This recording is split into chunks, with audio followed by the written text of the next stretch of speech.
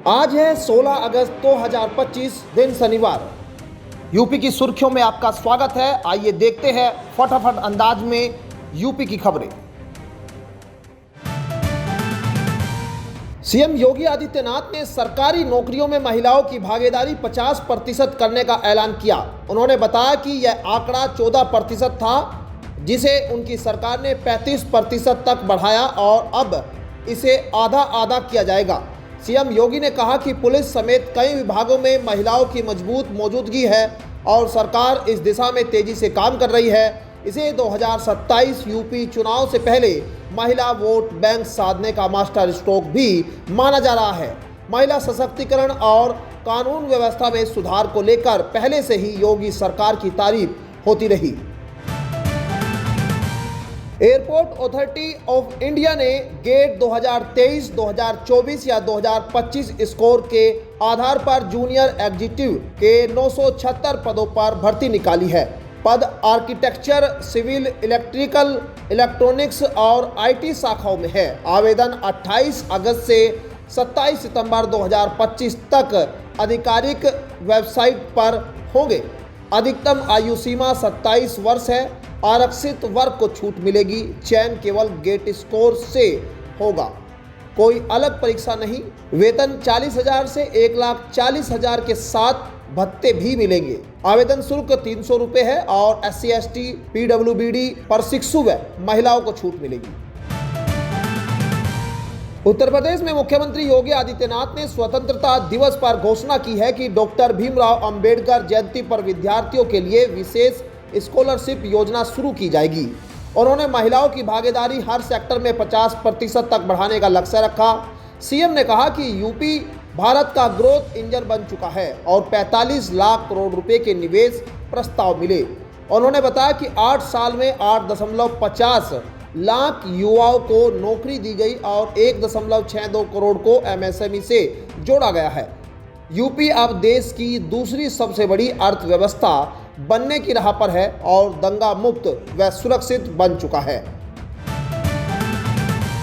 प्रधानमंत्री नरेंद्र मोदी ने प्रधानमंत्री विकसित भारत योजना की घोषणा की है, जिसके तहत निजी क्षेत्र में पहली नौकरी पाने वाले युवाओं को 15,000 रुपये की प्रोत्साहन राशि मिलेगी। 1 लाख करोड़ रुपए बजट वाली इस योजना में 3.5 करोड़ नौकरियों का लक्ष्य है। नई भर्तियों पर कंपनियों को भी वित्तीय प्रोत्साहन मिलेगा। योजना खासकर यूपी के औद्योगिक शहरों लखनऊ, नोएडा, गाजियाबाद और कानपुर के युवाओं के लिए फायदेमंद होगी। पीएम ने नेक्स्ट जनरेशन GST सुधार और made in India semiconductor chips निर्माण को भी बढ़ावा देने की घोषणा की, जिससे रोजगार और उद्योग दोनों को बढ़ावा मिलेगा। उत्तर प्रदेश सरकार ने मेरठ में महाभारत सर्किट परियोजना के लिए 3 करोड़ रुपए स्वीकृत किए हैं, जिसके तहत हस्तिनापुर और प्रशिक्षितगढ़ स्थित श्रृंगी ऋषि आश्रम का पर्यटन विकास होगा। हस्तिनापुर के लिए 1 करोड़ और श्रृंगी ऋषि आश्रम के लिए 2 करोड़ रुपए आवंटित किए गए हैं। राशि से सड़कों का विकास, सूचना बोर्ड, पर्यटक सूचना केंद्र और विश्राम स्थलों का निर्माण किया जाएगा। यह योजना यूपी की सांस्कृतिक और धार्मिक धरोहर को नई पहचान देने का प्रयास है। हस्तिनापुर, जो कभी भारतवर्ष की राजधानी रहा, अब पर्यटन सुविधाओं के जरिए अपने प्राचीन गौरव को पुनर्जीवित करेगा। उत्तर प्रदेश के स्टाम्प व पंजीकरण मंत्री रविंद्र जायसवाल ने घोषणा की है कि जल्द ऐसी योजना आएगी जिसमें 4 पीढ़ियों के पारिवारिक विवाद आपसी सहमति से मात्र 5 मिनट में 5,000 रुपये के स्टाम्प पर निपटाए जा सकेंगे। किराए संबंधित विवाद कम करने के लिए रेंट एग्रीमेंट रजिस्ट्रेशन शुल्क 1,000 से 3,000 रुपये किया जाएगा। पासपोर्ट कार्यालय की तर्ज पर रजिस्ट्री ऑफिसों को आधुनिक बनाया जाएगा और स्टाम्प पेपर ATM जैसी मशीनों से उपलब्ध होंगे। विवाह पंजीकरण विवाह स्थल पर ही संभव होगा। मंत्री ने बताया कि बिना स्टाम्प ड्यूटी बढ़ाए विभाग का राजस्व 3 गुना हुआ और रजिस्ट्री संख्या 28 लाख से 50 लाख पहुंची। उत्तर प्रदेश से हज यात्रा के लिए आवेदन करने वाले सभी 18,760 आवेदकों का चयन हो गया है, जबकि 29,000 सीटों में से 10,240 सीटें खाली रह गई। हज कमेटी ऑफ इंडिया ने ऑनलाइन लॉटरी में सभी का चयन किया। चयनित यात्रियों को 20 अगस्त तक 1,52,300 की पहली किस्त ऑनलाइन या बैंक के जरिए जमा करनी होगी और 25 अगस्त तक पासपोर्ट की प्रमाणित प्रति, मेडिकल सर्टिफिकेट व अन्य दस्तावेज अपलोड या कार्यक्रम में जमा करने होंगे। समय सीमा में राशि या दस्तावेज न देने पर आवेदन स्वतः निरस्त हो जाएगा। भुगतान हज सुविधा ऐप व वेबसाइट से भी संभव है। यूपी T20 क्रिकेट लीग में गोरखपुर लायंस को बड़ा झटका लगा है, क्योंकि तेज गेंदबाज यश दयाल लीग में नहीं खेल पाए। दुष्कर्म के मामलों में फंसे यश पर गाजियाबाद और जयपुर में केस दर्ज है। गाजियाबाद मामले में इलाहाबाद हाईकोर्ट ने गिरफ्तारी पर रोक लगाई है, लेकिन राजस्थान हाईकोर्ट ने नाबालिग से जुड़े मामले में राहत देने से इनकार कर दिया है। अगली सुनवाई 22 अगस्त को होगी। यूपीसीए ने उन्हें लीग से बैन कर दिया है। 7 लाख में खरीदे गए यश ने आईपीएल 2024 में आरसीबी को चैंपियन बनाने में अहम भूमिका निभाई थी। इलाहाबाद हाईकोर्ट ने महत्वपूर्ण आदेश में कहा कि विवेचना के दौरान गिरफ्तार न हुए अभियुक्त को समन पर पेश होने और जमानत अर्जी दाखिल करने पर न्यायिक अभिरक्षा में न लिया जाए। बंद पत्र लेकर प्रतिभूमि बाद में जमा करने की अनुमति दी जाए और प्रतिभूमि जमा न होने पर रिहाई न रोकी जाए। बिना गिरफ्तारी चार्जशीट वाले मामलों में आरोपियों को सीधे जेल भेजने पर रोक लगाई गई। कोर्ट ने सुप्रीम कोर्ट की गाइडलाइन का पालन करने, वकीलों में जागरूकता बढ़ाने और संबंधित रिकॉर्ड सुरक्षित रखने के निर्देश दिए हैं। आदेश गोरखपुर की बच्ची देवी की याचिका पर पारित किया गया।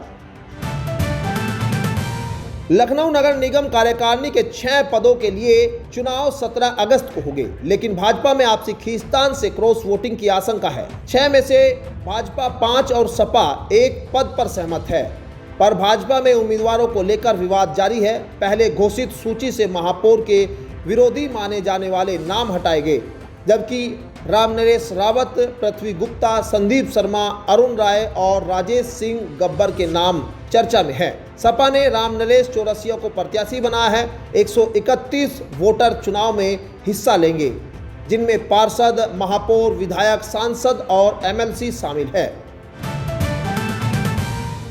उत्तर प्रदेश में गोरखपुर से शामली तक 700 किलोमीटर लंबा ग्रीनफील्ड एक्सप्रेसवे बना जाएगा, जो राज्य का सबसे लंबा होगा। NHAI इसकी DPR तैयार कर रहा है। यह एक्सप्रेसवे 22 जिलों और 37 तहसीलों से होकर गुजरेगा। वर्तमान में गोरखपुर शामली सफर में 12 घंटे से अधिक लगते हैं, जबकि नए एक्सप्रेसवे से यह दूरी 200 किलोमीटर कम होकर मात्र 6 घंटे में पूरी होगी।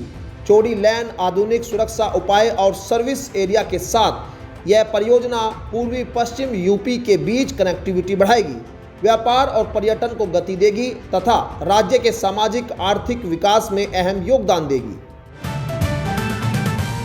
गाजीपुर में यूपी कैबिनेट मंत्री ओम प्रकाश राजभर ने पीएम मोदी और सीएम योगी के 2047 तक आत्मनिर्भर भारत व विकसित प्रदेश के विजन की सराहना की। उन्होंने कहा कि आधुनिक युवाओं को रोजगार और 26 जनवरी 2026 तक नई सौगातें मिलेगी। मोहन भागवत के बयान पर उन्होंने वैश्विक सहयोग से आतंकवाद खत्म करने की जरूरत बताई। अखिलेश यादव पर तंज कसते हुए बोले कि अंबेडकर बनने के लिए 100 जन्म चाहिए।